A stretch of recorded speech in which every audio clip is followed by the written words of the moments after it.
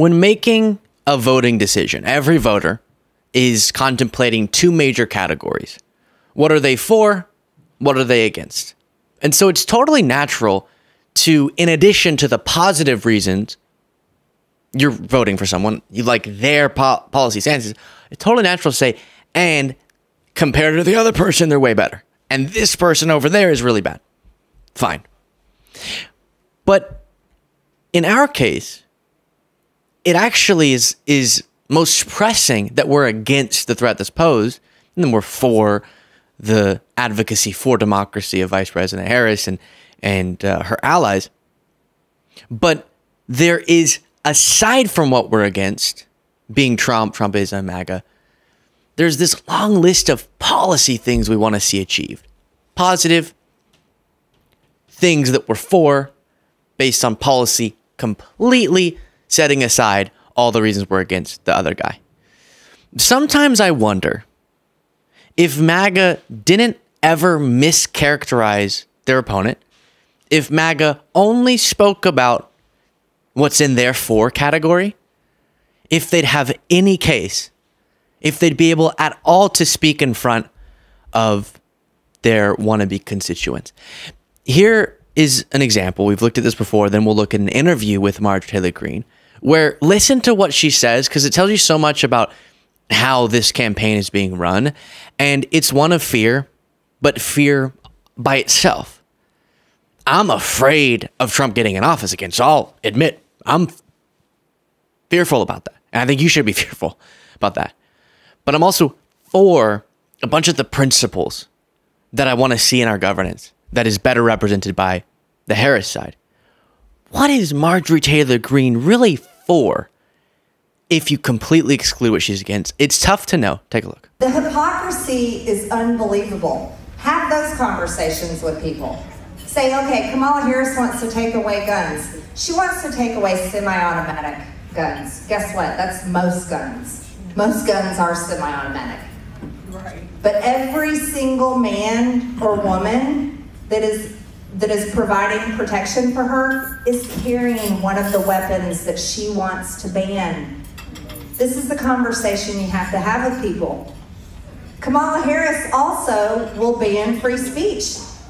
She doesn't want you to be able to speak and say that. Someone in the background goes, "Oh my God. Oh my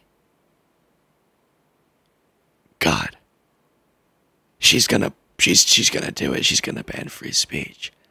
It's almost unbelievable. It's so shocking you'd almost think it were fake. First 2 points there, I've addressed it in a past video. I'm just showing this as sort of to lay the groundwork for the next two clips from an interview we haven't talked about yet.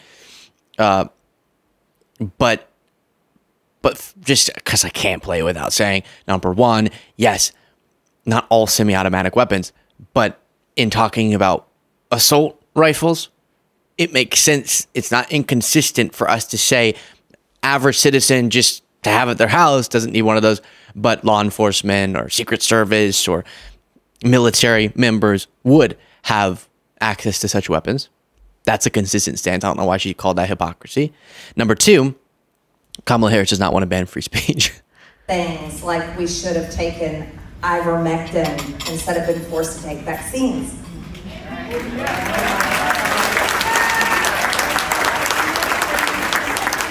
Finally, someone said it. Marjorie, the more research we get, the more we see that's not effective for COVID. You goober. I want you to say that there's problems with the elections. She doesn't want you to complain. And we're watching it happen all over the world. We're watching Brazil ban X. We're watching other countries ban free speech. And this will definitely happen in America if Kamala Harris becomes president. Because who is she? She's that prosecutor, right? That tough prosecutor. Yeah. She's tough. She wants to crack down on Donald Trump and his supporters. And she'll use the government to do it. They're already doing it. See, that's another thing. When we say this is what she will do, we can point at what she's doing right now. There's no argument. There's no argument. And this is why it's so perplexing to me that the polls have President Trump and Kamala Harris neck and neck. As I've said before, that's perplexing, but not for the reason that Marjorie Taylor Green is saying that it is. So, do you see what I mean? What is there? What's there? If you extract the misstating of her opponent, the lies about her opponent, and the blatant, transparent, ridiculous fear-mongering, what's there? What's left?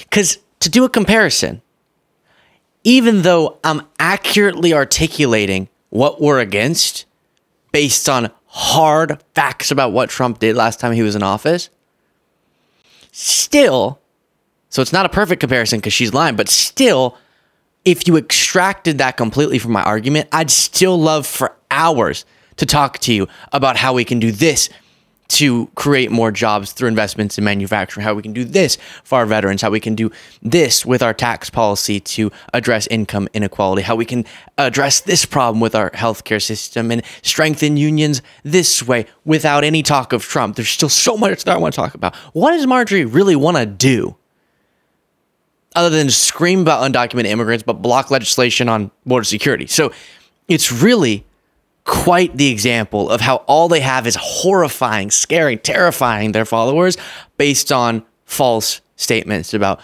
what they're running against. And that brings us to this interview with Marjorie Taylor Green on the War Room podcast. Of course, Steve Bannon is currently in prison, as many MAGA folks have gotten themselves into legal trouble, and then they cry victim. But some other person is hosting this. And again here, Marjorie Taylor Green pushes lies about the response from the federal government to Hurricane Helene. Before playing it, do please click that subscribe button if you haven't already to help us continue getting the word out about the show. Get your assessment. We've heard so much about just the absolutely horrid flood and hurricane response from Biden and Kamala. They're too busy giving billions, yes, with a B, to illegal aliens, resettling them in your communities using FEMA funds that they now, don't have any to dole out to the American people. Can you walk us through sort of what you're seeing on the ground there, what your constituents are telling you? Yeah, absolutely, Natalie. I've been on the ground in my district all week and also across Georgia since Congress left Washington, D.C. By the way, not delivering anything for the American people. People are furious. They are beyond angry. The very fact that Congress voted to fund the government with the CR right before we hit recess for October, and the fact that FEMA has spent $1 billion in the past 2 years to house illegal aliens and giving billions and billions of dollars to countries like Ukraine. However, only giving $750 to Hurricane Helene victims have people over the top. They are so ready to vote on November 5th. But here's the thing that a lot of people don't know. It's not just packages of money to foreign countries that Speaker Mike Johnson led, by the way. That was something our Republican speaker did. However, it's also the fact that our government funds the government of Ukraine at $1 billion per month. $1 billion per month. That completely funds Zelensky's government, props them up so that the United States can continue the proxy war with Russia through the government of Ukraine. And they do all of this. So you get the point. It's just so, I get knots on my back every time she's talking. So I've said it to you before. It's really hard with some of these folks for me to not do 30-minute long segments on every single story because of how you heard a list off 6 different things we could take a whole show to discuss, Ukraine being one of them, why that money is so worth it. And I kind of pointed out how she sees the money that we spend way more than we're ever going to spend ever in support to Ukraine on an annual basis. In our defense spending, hundreds of billions of dollars, trillions over just a few years, for the sake of our national security, and she's good with that.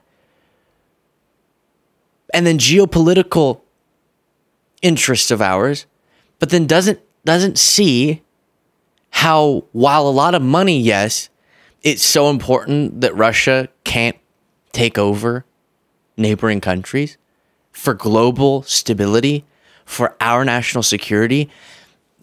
So I'll try not to do that again. But on FEMA, Washington Post did report on this. I've already talked a little bit about it, but no, Biden didn't take FEMA relief money to use on migrants, but Trump did. Donald Trump falsely accuses President Biden of redirecting disaster funds, a budget maneuver Trump himself approved in 2019. And it goes on to explain what I already did, which is the miscommunication by some who aren't acting in good, or who are acting in good faith but are confused, and the outright lies by people like Marjorie Taylor Green, who know better but are choosing for political reasons to honestly emotionally distress her constituents even more, right? They're going through so much. Why do you have to add to it the lies that make people feel like no one's coming to help and no one cares about them, and the relief isn't on the way? And the $750 point, it's also just taking individual figures and figuring out, if I excluded just this number, what could I do with that to mislead people? In this case, talking about the initial amount sent to impacted citizens. And then following that, that's the immediate response. Following that, you have thousands and millions of dollars that are going to be flowing into communities to help them recover and for the people in those communities. And so that one we heard after Maui. Associated Press, online posts spread misinformation about FEMA aid following Maui wildfires, and there were so many really misleading things pushed about that back when this happened. And then the second Hurricane Helene hit, you had MAGA misinformation going crazy. And the interesting thing about this Washington Post reporting that really brought to people's attention the hypocrisy here, which is Trump did do the maneuver in using these relief funds for his border policy relating to migrants. But that isn't something that Biden and Harris are doing. But MAGA's saying they're terrible because they're doing something that they are not doing, but Trump did. It's crazy. And then they're saying that Alejandro Mayorkas said they don't have money left for these people. When he didn't, he said they do have it, but they need those funds to be replenished because of how frequent these natural disasters are happening. And we're going to have one soon again, unfortunately, that more money is going to be needed for. So for the future, we need more. Right now, we're good. And so Congress needs to act on that. Marjorie Taylor Green needs to act on that. But actually, it's Republicans way more often. They won't do it when it relates to their constituents. But when it relates to other people's constituents, they'll block funding enhancements for these very response initiatives. So all of it's really upsetting. Also upsetting is what she said in this interview about Jack Smith. Walk us through sort of your thoughts on the unveiling or unsealing of that filing yesterday. Well, everyone knows how I feel. I was screaming from the rooftops for a very long time now that we should have never funded the Department of Justice. We should have completely defunded Jack Smith. There's no reason why his office should have any funds to weaponize the government against our candidate, our Republican candidate for president, a former president of the United States, President Trump. This is nothing but the politicization of the Department of Justice by the Biden-Harris regime, which is what they have done the entire time, Natalie. What Jack Smith is doing is completely illegal, and he should be prosecuted. After we win on November 5th, Jack Smith should be prosecuted. I'll go further. Matthew Graves, the U.S. attorney that can... Okay, and then goes on to just start listing off people she wants to be prosecuted. Politicization. That's something she accuses Jack Smith of when he cites mountains of evidence of how Trump broke the law. But just because Trump happens to be running for president, that's not something Marjorie Taylor Green thinks should ever be held accountable. That's politicization to her, but not calling for the prosecution of the prosecutor who's holding Trump accountable. Oh, and then remember, she sells on, or she did at least at one point, merch that says defund the FBI. Here she's saying defund Jack Smith, defund broadly just the Department of Justice. Heck, we've heard from MAGA. There's really no at least in national Democratic politics, there's no defund the police movement anymore. It's just gone. It was never that prevalent, and now it's completely gone. And actually, as I've said so many times, as Harris and Biden have been in office, we've seen federal investments at record high in law enforcement. But you know who does want to defund the police? Marjorie Taylor Green. Federal law enforcement is who she's targeting just because Trump now is being held accountable by them. Pretty shameful, to say the least. Let me know what you thought in the comments. Support the show. Get the bonus show by clicking the join button below. Or if you're watching on device where you're thinking, where's the join button? Or you don't see it. Some people don't have it. We do put a link in the description of the videos that hopefully will direct you towards becoming a member.